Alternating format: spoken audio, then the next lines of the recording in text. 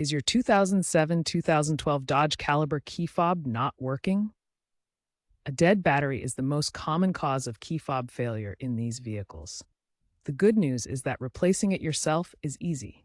Saves you money compared to dealership service, which typically costs $50 to $100 and can be done for under $10 with a CR2032 battery that's readily available online or at most stores. This video will guide you through the DIY process step by step to get you back on the road quickly. Before you start, gather these simple tools: a small flathead screwdriver or a dedicated key fob opening tool, preferably plastic to prevent scratches, and a new CR2032 battery.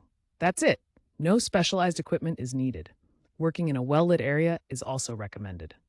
Locate the small seam on the side of your Dodge Caliber key fob. Carefully insert the flathead screwdriver into the notch and gently pry the two halves apart. Be patient and apply even pressure to avoid cracking the plastic case. Consider using tape to protect the edges from scratches. Once the fob is open, you'll see the CR2032 battery held in place by a small clip or spring. Note the battery's orientation, usually with the positive side up. Gently pry the battery out, being careful not to damage the metal contacts.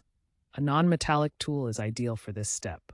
Place the new CR2032 battery into the fob with the positive plus side facing up, matching the orientation of the old battery. Ensure it's seated firmly and securely under the clip or spring. Double-check the polarity to avoid short-circuiting the fob. Carefully snap the two halves of the key fob back together. Make sure they align properly and close securely. Now test the remote functions: lock, unlock, and the panic button. Try it from 10 to 20 feet away to ensure a good signal. If it doesn't work, reopen the fob and double-check the battery connection and polarity. If your fob still isn't working, try these troubleshooting steps. Clean the battery contacts with a cotton swab and rubbing alcohol. Ensure the battery is fully seated.